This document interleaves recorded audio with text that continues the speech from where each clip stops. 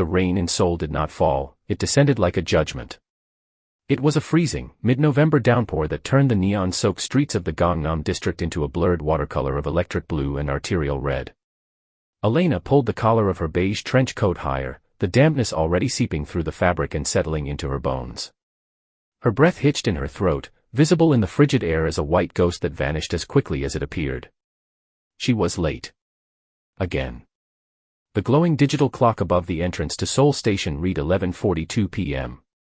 The last high-speed KTX train to Busan, and to the safety of her small studio apartment on the coast, departed in exactly 18 minutes.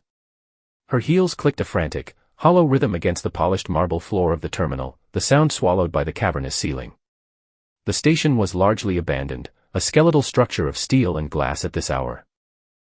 The usual ocean of commuters had receded, leaving behind only the cleaners, the homeless seeking warmth near the vents, and the stragglers like her. Elena's chest tight, a dull ache radiating behind her sternum. Panic tasted metallic, like holding a penny under her tongue. If she missed this train, she was stranded. Her bank account, currently hovering in the single digits after paying off her father's medical bills back in the States, could not sustain a hotel room in the capital. She rushed past the closed ticket counters, her eyes fixed on the display board. Platform 4. Delayed. Relief washed over her, so intense it nearly made her knees buckle. Delayed. She had time. She was not going to freeze on a bench tonight. She slowed her pace, her heart rate gradually unclenching from its frantic gallop. The air in the station was sterile, smelling of floor wax and stale coffee, but beneath it lay the damp, earthen scent of the storm outside. She navigated toward the escalators, intending to go down to the platform, but a yellow cleaning barrier blocked the main path. Maintenance in progress. Please use the service corridor. Elena sighed, the sound loud in the empty hall. She adjusted the strap of her heavy tote bag, filled with uncorrected English essays and a half-eaten kimbap, and turned toward the narrow hallway indicated by the arrow. The service corridor was different. The polished marble gave way to concrete, the warm amber lighting replaced by the harsh, clinical buzz of fluorescent tubes that flickered with a dying insect sound. It was colder here. Drafts whistled through cracks in the walls, carrying the smell of grease and wet iron. She walked alone, the click-clack of her heels echoing too loudly, sounding like gunshots in the silence. Something felt wrong. It was not a thought, but a physical sensation. The fine hairs on her arms stood up beneath her coat. The skin at the back of her neck prickled, a primal warning system inherited from ancestors who had to run from predators in the tall grass. The air pressure seemed to drop, the atmosphere growing heavy, thick, difficult to inhale. Elena stopped. 10 yards ahead, the corridor opened up into a maintenance bay adjacent to platform 4. Through the gap, she could see the sleek, silver side of the stationary KTX train, silent and waiting. But between her and the train, there were shadows. 3 men stood in the maintenance bay. 2 were large, their bulk evident even under heavy dark coats, their postures relaxed but predatory. They were facing a third man who had his back to Elena. This third man was different. Even from behind, the lines of his body were sharper, more defined. He wore a tailored black suit that absorbed the light rather than reflecting it. His posture was not relaxed, it was the coiled stillness of a viper seconds before a strike. The chairman is disappointed, Teo, one of the large men said. His voice was gravel grinding on glass, echoing slightly in the concrete bay. He expected loyalty. Not hesitation. Hesitation is a survival instinct, the men in the suit, Teo, replied. His voice was low, smooth, a baritone that seemed to vibrate through the floor and into the soles of Elena's feet. It was a beautiful voice, calm and terrifyingly devoid of fear. Tell the chairman I do not clean up messes I did not make. You not cleaning this time, the second large man sneered, reaching into his coat. You are the mess. The violence did not happen like it did in the movies. There was no dramatic music, no slow motion. It was a blur of kinetic energy that her eyes could not fully process. The man in the suit moved. He did not just step, he flowed, liquid and devastating. As the second man drew a gun, Teo pivoted, his left hand snapping out to intercept the wrist. There was a sickening crack, the sound of dry wood snapping, followed instantly by a guttural scream that was cut short. Teo drove his elbow into the man's throat, a precise, calculated strike that collapsed the windpipe. The large man dropped like a stone. The first man roared, raising a suppressed pistol. Elena could not breathe. Her lungs had turned to ice. She wanted to scream, to run, but her body was a statue carved from fear. Teo spun, using the falling body of his first attacker as a shield. Two muffled thwips echoed as bullets buried themselves in the dead man's coat. In the same motion, a silver flash appeared in Teo's hand, a knife, elegant and deadly. He threw it. The blade buried itself in the shooter's shoulder. The man staggered back, his aim going wild. Teo closed the distance. He moved with a terrifying grace, a dancer of death. He swept the man's legs out from under him, and as the man hit the concrete, Teo was on him. A single, efficient motion of his hand ended the struggle. Silence rushed back into the corridor, heavier than before. In 10 seconds, 2 men were dead. Elena's tote bag slipped from her numb fingers. It hit the concrete floor with a dull thud. The sound was thunderous. Teo froze. He rose slowly from the crouch, his chest heaving slightly, the only sign of exertion. He turned around. For the first time, Elena saw his face. He was devastatingly handsome, with high cheekbones that could cut glass and eyes as dark and endless as the void between stars. But it was a ruined beauty. A smudge of blood, bright, arterial crimson, streaked across his sharp jawline. His hair, ink black and wet from the rain or sweat, fell across his forehead. But it was his eyes that pinned her to the wall. They were cold, devoid of humanity, calculating variables. He looked at her not as a woman, not as a person, but as a problem. A loose end. He took a step toward her. Elena stepped back, her heel catching on the uneven concrete. I did not. Her voice was a broken whisper. Her throat felt full of sand.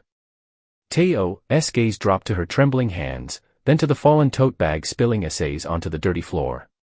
He assessed her in a heartbeat, civilian. Witness. Liability.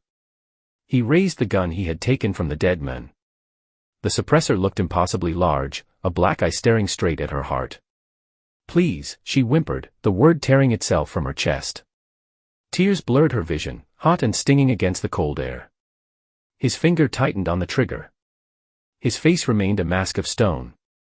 Suddenly, the service door behind the maintenance bay burst open. Shouts erupted in Korean, angry, frantic voices. Heavy boots pounded on metal stairs. More of them. Teo's head snapped toward the noise, then back to Elena. He looked at the approaching exit, then at the train, then at her. A calculation was being made. A split-second math of survival. He lowered the gun. Run, he commanded. Elena could not move. Her legs were water. He surged forward, covering the distance between them in 2 strides. His hand clamped around her wrist. His grip was iron, hot and bruising, shocking her system out of its paralysis. I said run, he snarled, dragging her forward. He did not wait for her to agree. He hauled her past the bodies, she squeezed her eyes shut, trying not to see the spreading pools of red, and toward the platform. Wait. Where? Quiet. They burst onto the platform. The cold wind hit them, carrying the smell of ozone. The KTX train was there, the doors beginning to hiss closed. The conductor's whistle blew, a shrill, lonely sound. They are behind us, Teo said, his voice close to her ear, low and urgent. If you stop, you die. If you scream, you die. He pulled her toward the nearest open car. Elena stumbled, her boots slipping on the wet tiles, but his grip kept her upright. It was painful, his fingers digging into her delicate skin, grinding bone against bone. Bullets sparked against the metal siding of the train. Ping. Ping. Elena screamed then, a short, strangled sound. Teo shoved her through the closing doors of car 7. He leaped in after her, spinning around to jam his shoulder against the mechanism, forcing the doors to seal shut just as a man in a black raincoat sprinted onto the platform, raising a weapon. The train jolted. The electric hum of the engine rose to a whine. They were moving. The man on the platform lowered his gun, his face twisted in a snarl of frustration, receding into the darkness as the train gathered speed. Elena collapsed onto the vestibule floor. She gasped for air, her lungs burning as if she had swallowed fire. Her heart hammered against her ribs, a frantic bird trying to break its cage. She looked up. Teo stood over her. He leaned back against the closed doors, closing his eyes for a brief second. When he opened them, the cold calculation was back, but there was something else now. Pain. He brought his hand away from his side. His palm was slick with fresh blood. "Get up," he said. His voice was weaker now, strain tightening the edges of his words. "You reshot," Elena whispered, staring at the dark stain spreading across the crisp white shirt beneath his suit jacket. "Get up." He reached down and grabbed her upper arm, hauling her to her feet with a strength that should not have been possible for a wounded man. "We are not safe yet." He pushed her ahead of him, through the automatic glass doors and into the passenger cabin. It was the first-class car. It was dimly lit, hushed, and expensive. The plush velvet seats were wide and dark. Because of the lateness of the hour and the storm, the car was nearly empty.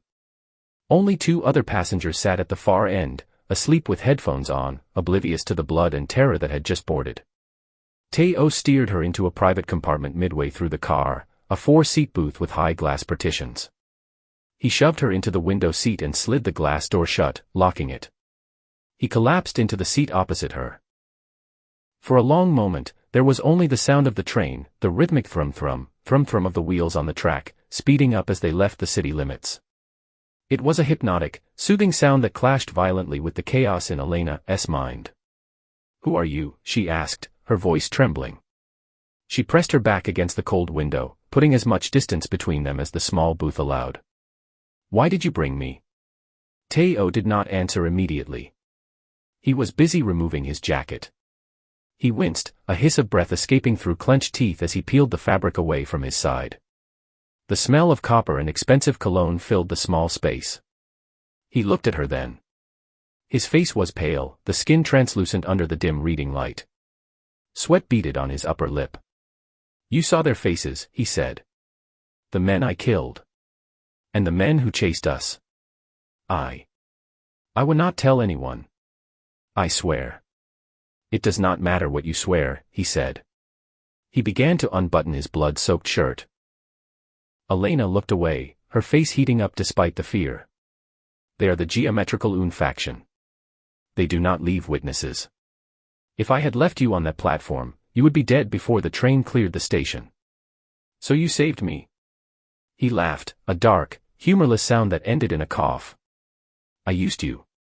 2 targets are harder to track than 1. And I might need a shield." Elena felt a chill that had nothing to do with the air conditioning. "A shield? Do not look at me like that. You are alive, are not you?" He ripped a strip of fabric from the bottom of his shirt. "Press this here. Now." He held out the cloth. Elena stared at it. She was a teacher. She corrected grammar. She explained the difference between there, there, and they. She did not touch bullet wounds. She did not deal with gangsters. "I see a not," she whispered. Teo reached across the small table. His hand, stained with his own blood, grabbed her chin, forcing her to look at him. His skin was burning hot. "Listen to me," he said, his voice dropping to a harsh whisper. "We are on a metal tube traveling at 300 kilometers per hour. There is no police. There is no hospital. There is only me, and there is you. If I bleed out, I die. And if I die, the men who are waiting at the next station, or perhaps already on this train, will find you. And they will take their time with you." He released her chin. His eyes bore into hers, stripping away her hesitation. "You want to live?" he asked. "Then stop shaking and be useful." Elena swallowed the bile rising in her throat. Her hands were shaking uncontrollably, but she reached out. She took the cloth. She moved to the seat beside him. Up close, the damage was terrifying. A jagged tear in his side, oozing dark blood. The heat radiating from his body was immense, like a furnace overworking itself. "Press hard," he commanded. "Do not let up." she pressed. Teo threw his head back against the seat, a guttural groan tearing from his throat.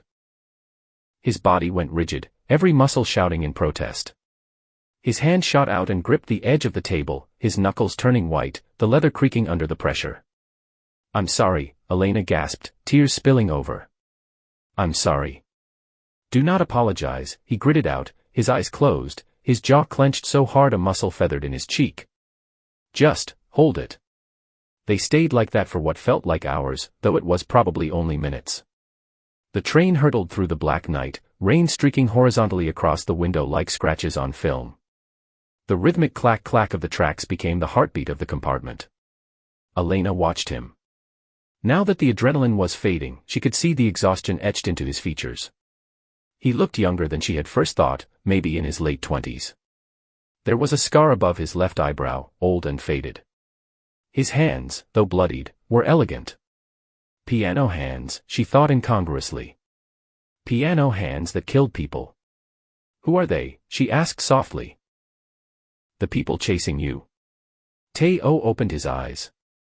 The obsidian darkness was clouded with pain, but the intelligence behind them was sharp. "My family," he said. The word sounded like a curse.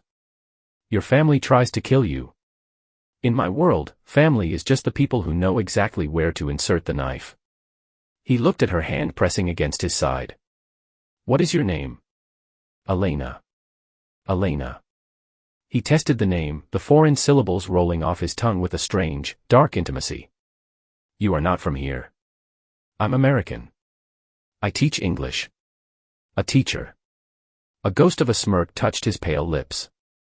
"Wrong place, wrong time, teacher." "Clearly." The train began to slow down. The intercom chimed. Approaching Cheonan-Asan station. Teo's body tensed instantly. The vulnerability vanished, replaced by the predator's instinct. He pushed Elena's hand away and sat up, buttoning his jacket to hide the blood-soaked impromptu bandage. "Stay here," he ordered. "Where are you going?" "To see if we have company." "You can barely stand." "Then I will crawl." "But I need to know." He stood up, swaying slightly. He braced himself against the partition. Then he looked down at her. "If I am not back in 2 minutes, lock this door. Do not open it for anyone. Not the conductor. Not a policeman. No one. What if you do not come back?" He looked at her, and for a second, the mask slipped. She saw a flicker of something that looked like regret. "Then you pray," he said. "And you hope the window breaks before they get through the door." He slid the door open and stepped out into the aisle, moving with a practiced nonchalance that masked his injury. Elena watched him go, her heart pounding against her ribs like a fist. She felt incredibly small, trapped in this glass box, hurtling through the dark. She looked at her hands. They were covered in his blood. It was drying, sticky and dark. The train slowed to a halt at the station. The silence in the car was heavy, suffocating. She watched the platform through the rain-streaked window. It was empty. Then, she saw them. 3 men in dark raincoats boarded the train 2 cars down. They did not look like passengers. They moved with purpose. They moved like wolves catching a scent. Elena's breath caught in her throat. She scrambled to the door, her fingers fumbling with the lock. Click. She backed away, pressing herself into the corner of the booth. Minutes passed. The train started moving again. The rhythm returned. Clack clack. Clack clack. Then, footsteps. Heavy, deliberate footsteps coming down the aisle of the first-class car. They slowed. They stopped right outside her compartment. Elena stopped breathing. She watched the frosted glass of the door. A shadow fell across it. A hand reached out and tried the handle. It was locked. A pause. Then, a voice, not Teo's deep baritone, but a lighter, more cheerful voice that made her blood turn to ice. "Knock, knock," the voice said in English, heavily accented. "Little bird. Are you in there? We know he kept you." Elena clapped a hand over her mouth. "Open the door," the voice cooed. "Or we will break it." And if we have to break it, we will be very cross. Suddenly, there was a thud from the corridor. A grunt of pain. The sound of flesh hitting flesh. Get away from the door, Taeo's voice roared. The glass partition shattered. A body was thrown against it, cracking the pane into a spiderweb of fractures. Blood smeared against the glass. The door was wrenched open, not by the men, but by the force of the struggle. Taeo fell into the compartment, wrestling with a man holding a knife. They crashed into the table, sending the small lamp flying. Darkness swallowed the booth, illuminated only by the passing strobe lights of the tunnel they had just entered. In the flashing darkness, Elena saw the glint of the knife. She saw Taeo's face, contorted with effort, his wound surely tearing open. The attacker was on top. The blade descended. Elena did not think. She grabbed her heavy tote bag, still on the seat where she had dropped it, and swung it with every ounce of hysterical strength she possessed. The bag, weighted down by a heavy thermos and 3 textbooks, connected with the attacker's head with a sickening thud. The men slumped to the side, dazed. Taeo did not hesitate. He surged upward, reversing their positions. He grabbed the man's hair and slammed his head against the edge of the table. Once. Twice. The men went still. Taeo collapsed on top of him, gasping for air. Did you? Taeo wheezed, rolling off the unconscious body and looking at Elena in the strobe-lit darkness. Did you just hit him with a book bag?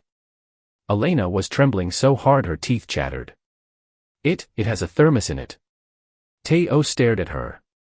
Then, incredibly, he started to laugh. It was a wet, painful sound, but it was real. A thermos, he repeated. He looked at the unconscious assassin, then back at the terrified English teacher huddled in the corner. He reached out a hand. Not to grab her this time, but to steady himself. His fingers brushed her knee. We need to move, he said, his voice serious again. There are 2 more. Where do we go? Elena cried. There's nowhere to go. It's a train. Taeo looked toward the rear of the car. Cargo, he said. The last car is mail and luggage. If we can get there, we can barricade it. He stood up, swaying, and pulled her to her feet. The adrenaline was the only thing keeping him upright. She could feel the heat of his fever through his clothes. Stay behind me, he commanded. Hold onto my coat. Do not let go. Elena grabbed the back of his suit jacket. The fabric was ruined, stiff with blood. Taeo, she whispered. He paused, looking back at her. Thank you, she said. His eyes softened, just a fraction. A crack in the obsidian. Save your thanks, he said grimly, turning back to the dark corridor. We have not survived the night yet. He kicked the compartment door fully open, gun raised, and stepped into the aisle. Elena followed, tethered to him, stepping into the darkness of the swaying train as it hurtled toward the south, carrying them deeper into the nightmare. The space between train cars was a throat of chaotic noise. As Taeo shoved the heavy door open, the roar of the tracks magnified instantly, a deafening mechanical scream. The rubber accordion connector bellows groaned and shifted under their feet, the floor plates sliding against each other like tectonic plates. Cold air blasted up from the gaps, smelling of grease and wet gravel. Elena stumbled, the train lurching as it took a sharp curve. She would have fallen if Taeo had not slammed her against the wall, his body caging hers. Do not stop, he rasped, his breath hot against her ear. The cargo car is next. He was heavy against her now. Too heavy. The adrenaline that had fueled his violence in the first-class cabin was draining away, leaving behind only the jagged reality of blood loss. Elena could feel the tremor in his arms as he braced himself against the swaying walls. She reached for the handle of the next door, car 18, logistics and freight. It was locked. It's stuck, she shouted over the wind. Taeo did not speak. He leaned back, his face a mask of concentrated agony, and raised his leg. He kicked the latch, once, twice. On the third strike, metal shrieked, and the lock gave way. He shoved the door open, and they tumbled into the sudden, suffocating silence of the cargo hold. This car was different. No plush seats, no amber lighting. It was a cavern of steel ribs and wooden pallets, illuminated only by the rhythmic strobe of track lights passing through the high, barred windows. Crates were stacked to the ceiling, strapped down with orange webbing. It smelled of cardboard, dust, and the ozone scent of the electric engine. "Barricade," Teo commanded, sliding down the wall until he hit the floor. He pressed a hand to his side, dark blood seeping between his fingers. "Use the pallets. Jam the handle." Elena did not argue. Fear was a cold engine in her chest, driving her forward. She dragged a heavy wooden pallet across the metal floor, the screech of wood on steel echoing in the emptiness. She wedged it under the door handle, then piled 2 heavy plastic crates against it. It would not hold an army, but it would buy them seconds. Seconds were the only currency they had left. When she turned back, Teo was slumped against a stack of mailbags. His eyes were closed, his head lolling back. His skin, in the flashing light of the passing tunnels, looked like marble, gray and lifeless. "Teo." Elena's voice cracked. She rushed to him, dropping to her knees. The floor was freezing, the cold biting through her stockings, but she did not feel it. She reached for his face. His skin was burning, a fever spiking with terrifying speed. "Do not sleep," she whispered, tapping his cheek. "You told me to run. I see a not run if you re-dead." His eyes fluttered open. The obsidian irises were hazy, struggling to focus. He looked at her, and for a moment, he did not seem to recognize her. Then, the recognition clicked into place, bringing with it a grimace of pain. "I am not dead yet," he muttered. "Just inconvenienced." "You re-bleeding out." Elena's hands hovered over his ruined shirt. "We need to stop it. Properly this time. There is a first aid station," he gestured vaguely toward the far wall. "Standard regulation, 4 crew." Elena scrambled up. She found the white box mounted on the wall near the conductor's intercom. She tore it open. It was basic: bandages, antiseptic, gauze, medical tape. No morphine. No sutures. She ran back to him, dumping the supplies on the floor. "Okay," she breathed, her hands shaking as she ripped open a package of gauze. "This is going to hurt." Teo watched her. The predator's edge was gone, replaced by a strange, quiet curiosity. "You are trembling, Elena." "I'm terrified," she snapped, cutting his shirt open with the small medical scissors. The fabric parted, revealing the torso she had glimpsed earlier. It was a landscape of violence. The new wound was ugly, a jagged tear just above his hip bone where the bullet had grazed deep, coupled with the knife slice from the struggle. But it was the old scars that made her breath hitch. There were burn marks, thin white lines of knife wounds, and the starburst puckering of older bullet holes. His body was a map of survival, written in pain. "Do it," he said, bracing himself. Elena poured the antiseptic directly onto the wound. Teo did not scream. He made a sound low in his throat, a guttural growl of pure animal suffering. His back arched off the mailbags, his muscles seizing, cords of tension standing out in his neck. His hand shot out and gripped her ankle, squeezing hard enough to bruise. I'm sorry," Elena wept, tears blurring her vision as she packed the wound with gauze. "I do not know how to do this." "You are doing fine," he gasped, his head falling back against the bags, sweat shining on his forehead. He forced his hand to release her ankle, though his fingers remained curled in the air, trembling. "Just wrap it tight. Pressure." She wound the bandages around his waist, pulling them tight, her arms encircling his torso. For a moment, it felt like an embrace.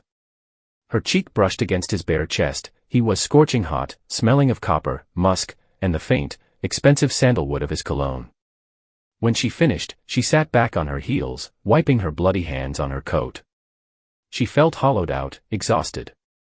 Teo lay still, his breathing ragged but steadying. The immediate crisis had passed. The bleeding was slowed. "You have good hands," he murmured, his eyes closed. "Steady. For a teacher." "I used to patch up my dad," Elena said quietly, the confession slipping out before she could stop it. "He was clumsy. And he drank. He fell a lot." Teo opened one eye. "And you took care of him?" "Someone had to." Yes, he said, the word heavy with a meaning she could not parse. Someone always has to. The train rumbled on, a metal cocoon hurtling through the storm. The silence in the cargo car stretched, losing its terrified edge and becoming something else. Something intimate. The world outside, the assassins, the rain, the debt she owed, the family he fought, felt miles away. Here, in the dim strobe light of the cargo hold, there was only the sound of their breathing and the hum of the tracks. You should eat, Elena said, remembering.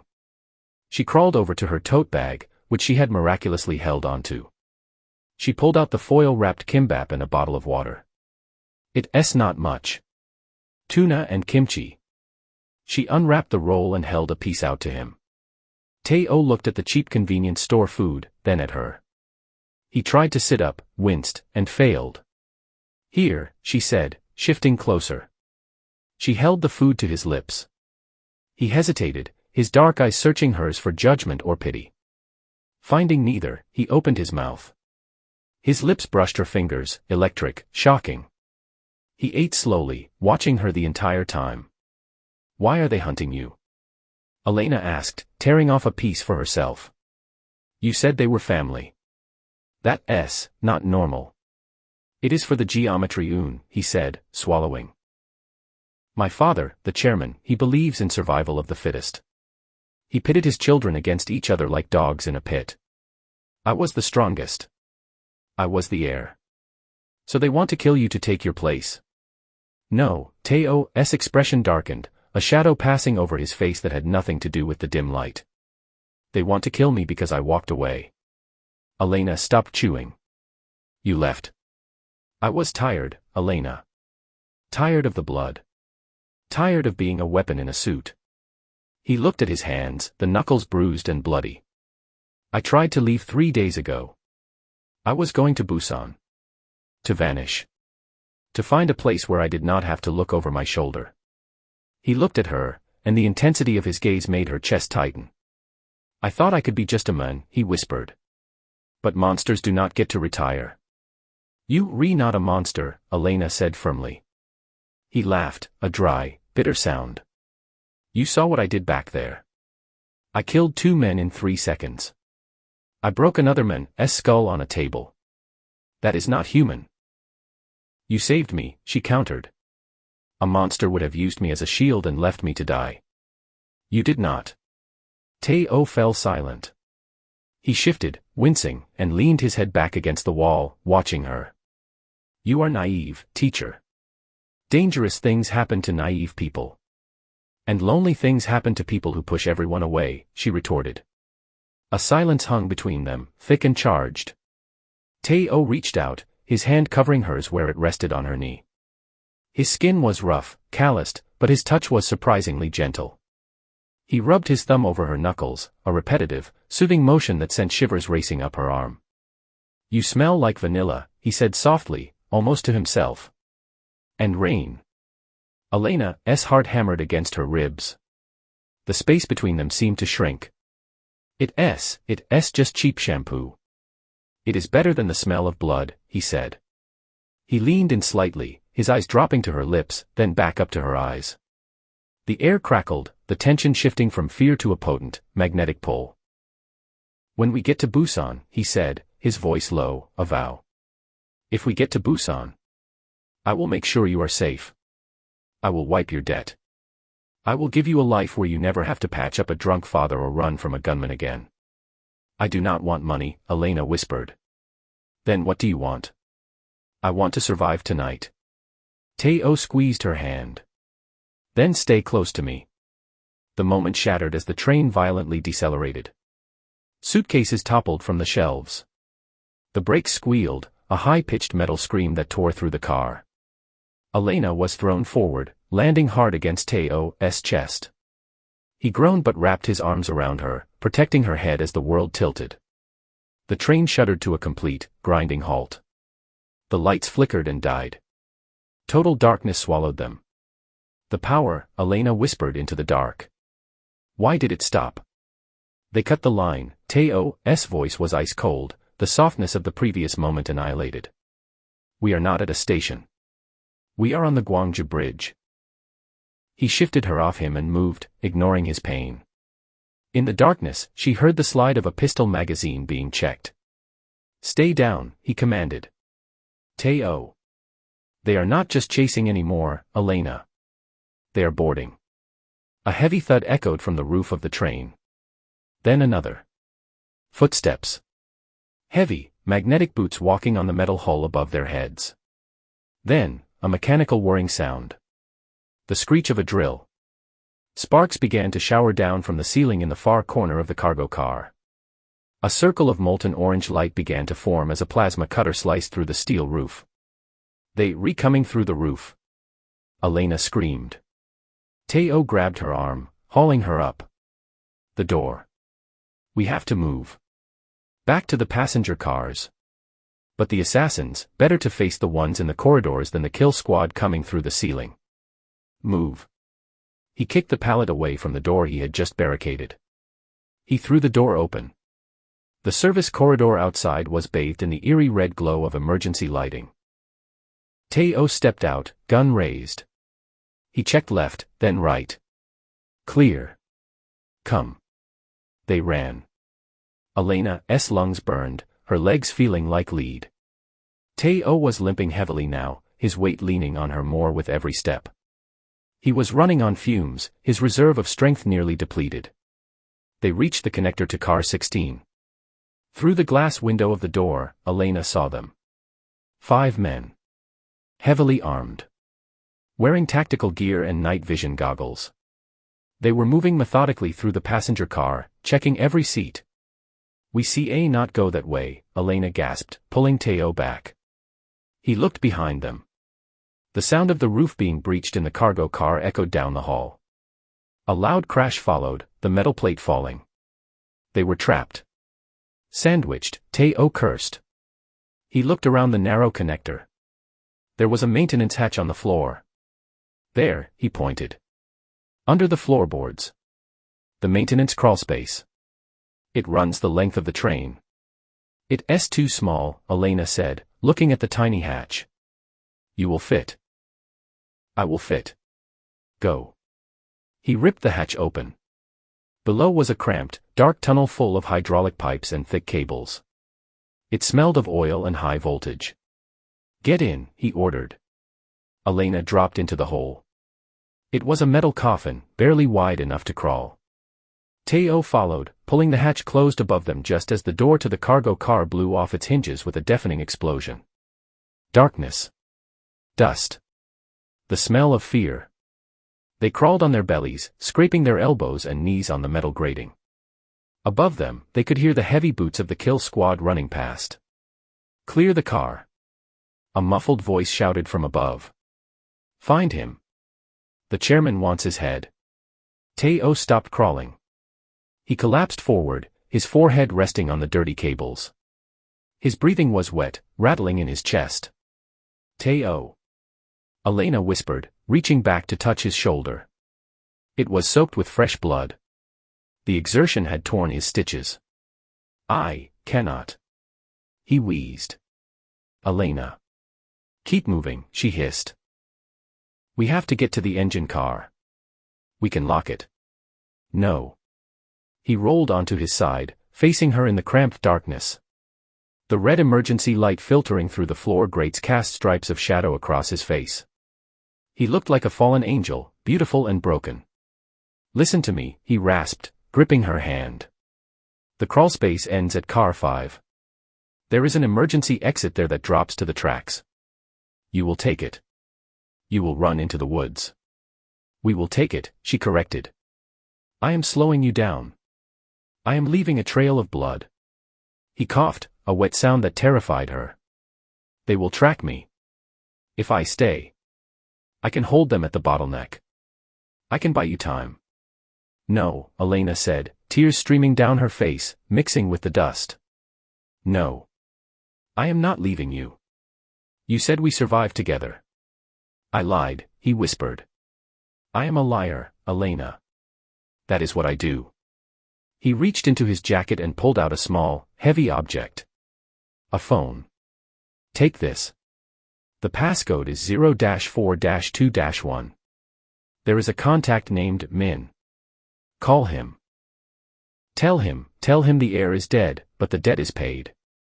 He tried to push the phone into her hand. Elena slapped it away. I am not taking your damn phone. She hissed, fury overriding her fear. She grabbed the lapels of his ruined jacket and shook him. You do not get to die to redeem yourself. That's the easy way out. You want to be a man. You want to leave the monster behind. Then you live, damn it. You stand up and you live. Teo stared at her, stunned. The fire in her eyes was brighter than the emergency lights. You are very bossy, for a teacher, he whispered, a ghost of a smile touching his lips. I deal with unruly children all day, she said, wiping her face. I can handle one Mafia prince. Now move. Something shifted in his eyes. The resignation broke, replaced by a desperate, agonizing resolve. He nodded. Okay, he breathed. Okay. They continued to crawl. Inch by painful inch. They reached the end of the crawlspace under car 5. Teo pushed the grate up. The car above was silent. It was the dining car. They climbed out. The air smelled of stale coffee and fear. The car was empty, the passengers likely herded to the back or fled. Suddenly, the PA system crackled to life. Teo, a voice purred. It was not the chairman. It was a younger voice. Smooth. Arrogant. Teo froze. His face went pale, drained of all color. That voice, he whispered. Who is it? My brother, Teo said. Jun Ki. I know you re-listening, brother, the voice continued, echoing through the empty train. I know you re-hurt. I can smell it. Stop running. Come to the engine room. Let us finish this properly. Just you and me. Or I start shooting the hostages I've gathered in car 2. Women. Children. I think I see a few teachers in the group, too. Elena's blood turned to ice. Teo closed his eyes. He swayed on his feet. He has hostages, Teo said hollowly. He knows. He knows I will not let them die. It's a trap, Elena said. He wants you to walk into a slaughter. I know. Teo opened his eyes.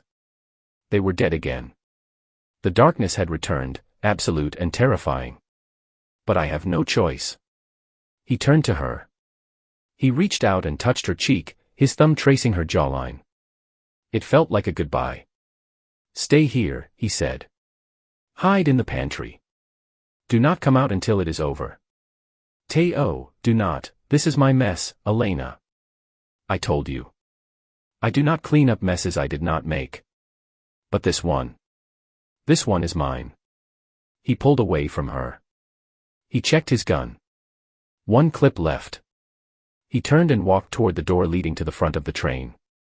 He did not look back. He walked with a limp, leaving a smear of blood on the floor with every step, walking straight into the throat of the beast to save strangers he did not know, and the one woman he was beginning to realize he could not live without. Elena stood alone in the dark dining car. She looked at the pantry door. Then she looked at the heavy fire extinguisher mounted on the wall. She remembered the thermos. She remembered his hand on hers. She remembered the look in his eyes when he said, I thought I could be just a man. Screw the pantry, she whispered. She grabbed the fire extinguisher. She followed him. The door to the engine car was a heavy steel slab, vibrating with the immense power of the locomotive. Teo stared at it, his reflection in the small window ghostly and fractured. He checked the magazine of his pistol one last time. It was light. Too light. He did not feel the pain in his side anymore. He had passed the threshold of agony into a cold, floating numbness. He knew what this was.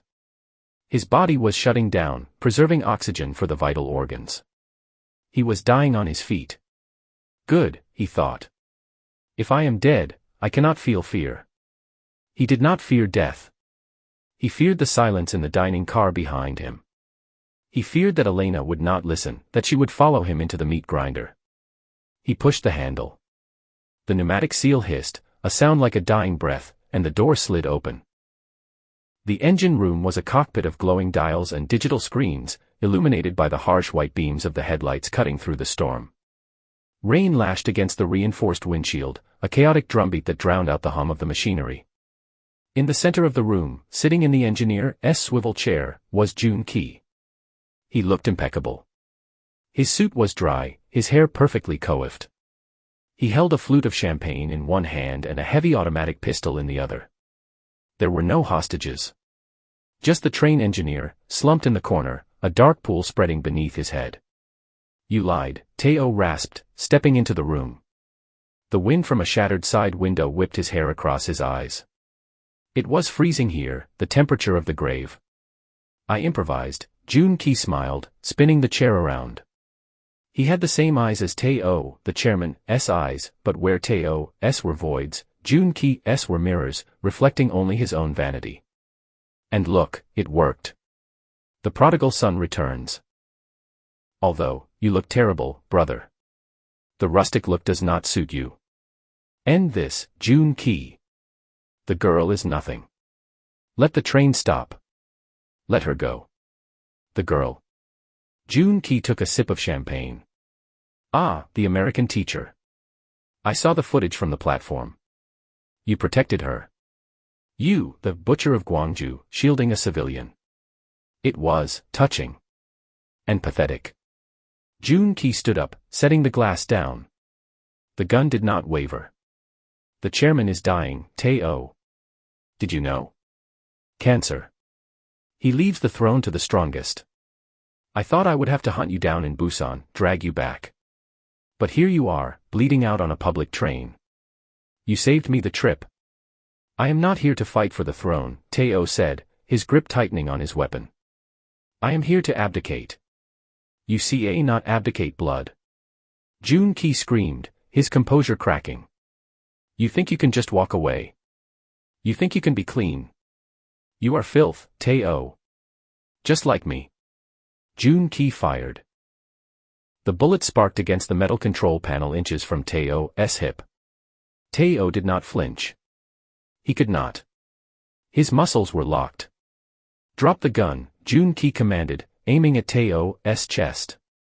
"Or I put the next one in your knee. Then I drag you back to the dining car and we see how much the teacher loves you when you re-screaming." Teo hesitated.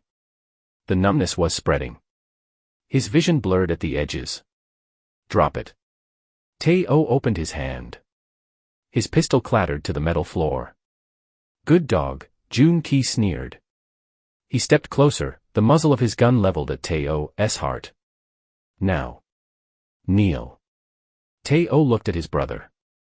He looked at the rain smashing against the glass. He thought of vanilla and rain. He thought of a hand pressing a thermos against a wound. Slowly, agonizingly, Teo sank to his knees. "Perfect," Jun Ki whispered, placing the cold barrel against Teo's forehead. "Any last words, brother? A prayer? A plea?" "Yes," Teo whispered. "Look behind you." Jun Ki laughed. "The oldest trick in the book. Really? You must be desperate." Whoosh. A cloud of blinding white powder erupted into the cabin. Jun Ki choked, stumbling back as the chemical fog swallowed him. He fired blindly, bang, bang, the shots deafening in the enclosed space. One bullet shattered a monitor, the other tore through the fabric of Teo's coat, missing flesh by millimeters. Through the white haze, a figure emerged. Not a soldier. Not an assassin. Elena. She wielded the heavy red fire extinguisher like a battering ram, her face a mask of terrified fury. She did not stop. She did not hesitate. She swung the metal canister with a primal scream, connecting with Jun Ki's outstretched arm. Bone crunched. The gun flew from Jun Ki's hand, skittering across the floor. "Run!" Elena shrieked, swinging again, but Jun Ki, despite the pain, was fast. He backhanded her, a vicious, trained strike that sent her sprawling into the control console. She hit her head hard and crumpled to the floor. "No!" Teo roared. The sight of her falling broke the paralysis. The numbness vanished, replaced by a surge of adrenaline so pure it felt like molten lead in his veins. Teo launched himself from his knees. He did not go for the gun. He went for the throat. He tackled Jun Ki, driving him back against the shattered window. They crashed into the metal frame, rain and wind howling around them. Jun Ki clawed at Teo's bandages, ripping the wound open, digging his thumbs into the raw flesh. Teo screamed, a sound of pure agony, but he did not let go. He wrapped his hands around his brother's neck. You. Jun Ki gasped, his face turning purple, his eyes bulging. He struck Teo's face, left, right, left, splitting his lip, closing his eye. Teo took the hits. He did not defend. He just squeezed. He squeezed with the strength of a man who had nothing left to lose. He squeezed for the years of torture, for the blood on his hands, for the woman lying unconscious on the floor. I am done, Teo hissed through his teeth, his own blood dripping onto his brother's face. I am done with you. Jun Ki's thrashing slowed. His hands fell away from Teo's wound.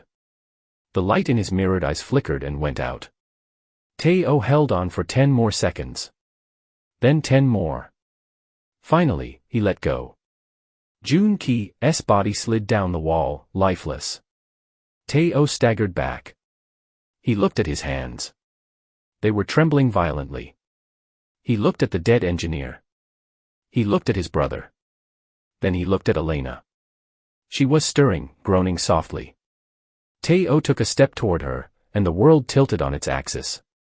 The floor rushed up to meet him. He hit the metal deck hard, the impact jarring the last breath from his lungs. Darkness crowded the edges of his vision, a hungry tide rushing in.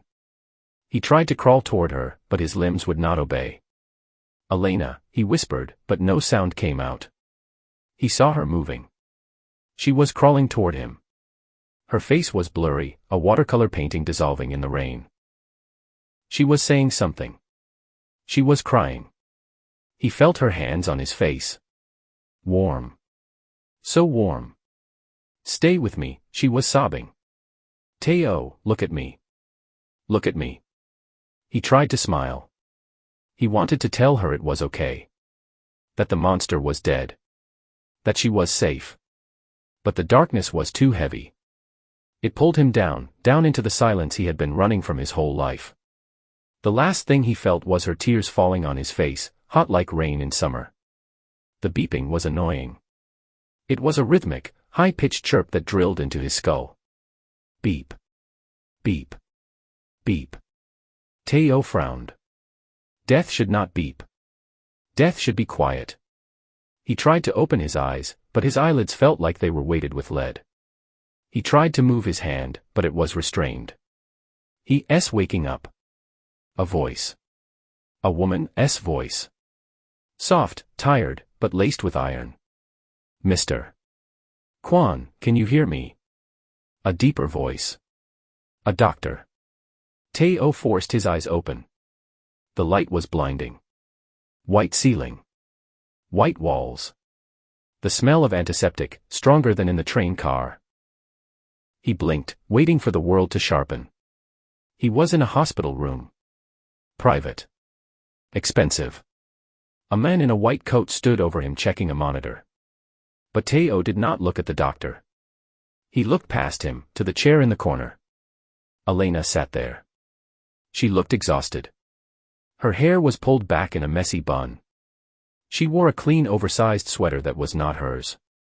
There was a bruise blooming on her cheekbone, purple and yellow, and a small bandage on her forehead. But she was alive. She was watching him with an intensity that made his heart stutter on the monitor. Beep beep beep. Elena, he croaked. His throat felt like he had swallowed glass. She stood up instantly, rushing to the bedside. She ignored the doctor, reaching out to grip his hand. Her touch was the anchor that kept him from drifting away again. I'm here, she whispered. Her eyes were red-rimmed. I'm right here. The train stopped, she said. Your man. Min. He arrived. Just after you passed out. He handled everything. The police think it was a terrorist attack. You re-listed as a victim. An anonymous victim. Teo closed his eyes for a moment, processing. Min was efficient. The chairman's influence, or what was left of it, had scrubbed the narrative. And June Ki. Gone, she said, her voice hard. Min said, the family matters are settled. Teo looked at her. He saw the bruise on her face. The mark of his world stamped on her skin. He pulled his hand away from hers. The hurt on her face was immediate, but he steeled himself. You need to leave, he said, staring at the ceiling. Excuse me. Min will give you money. Enough to go anywhere.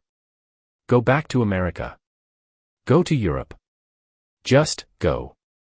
Are you firing me? She asked, her voice trembling with anger, not sadness. I'm not your employee, Teo. You are a target, he snapped, turning his head to look at her, ignoring the pain that flared in his side. Look at your face, Elena. I did that. My world did that. Next time it will not be a bruise. It will be a bullet. I cannot protect you. I did not ask for your protection, she shouted back. The doctor quietly excused himself, slipping out of the room. I saved you, remember? I hit a hitman with a thermos. I blinded your brother with a fire extinguisher. I am not a damsel, Teo. You are a civilian. You belong in a classroom, not a war zone. And where do you belong? She demanded, leaning over the bed, her face inches from his. In a grave. Alone. Yes, he roared, the effort leaving him breathless. Yes. Because that is safer for everyone. Elena stared at him. She was breathing hard, her chest heaving. Then, slowly, the anger drained out of her face, leaving a quiet, terrifying resolve. She sat down on the edge of the bed. She took his hand again. He tried to pull away, but she held tight. Too bad, she said. What? Too bad, she repeated. You owe me, Teo. You owe me a life. You said on the train you'd give me a life where I did not have to run. Well, I'm calling in the debt. Elena, please. I'm not leaving, she said, her voice dropping to a whisper. She brought his hand to her cheek, pressing her face against his rough palm. You can push me away, you can yell, you can try to pay me off. I do not care. I saw you.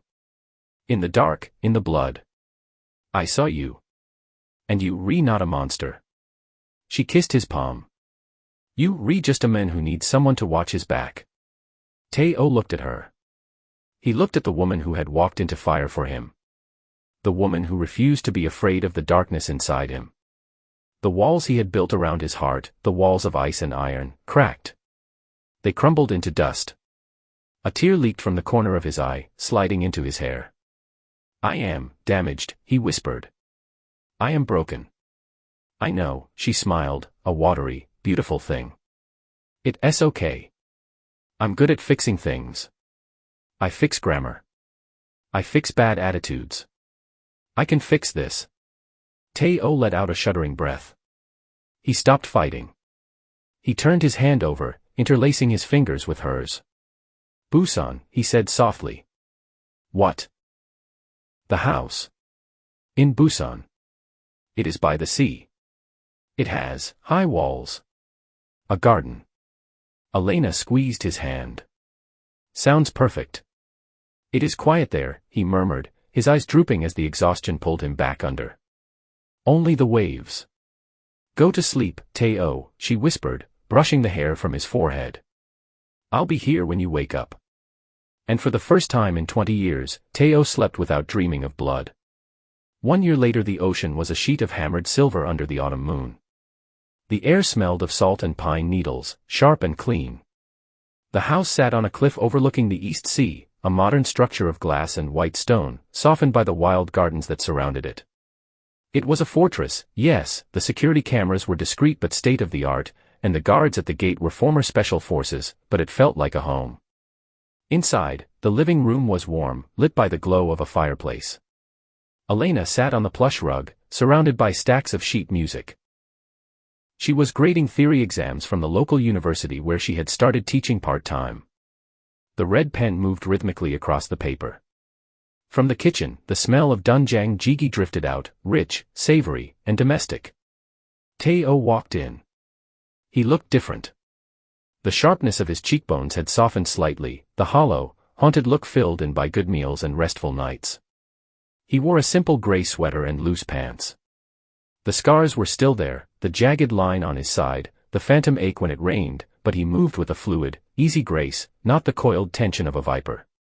He carried 2 bowls. "Dinner," he said, setting them down on the low coffee table.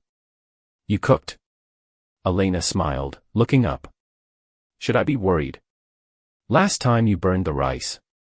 "I am improving," he said with mock dignity, sitting down on the rug beside her. "Min sent me a recipe." "Min is a dangerous enabler." Tae-oh laughed.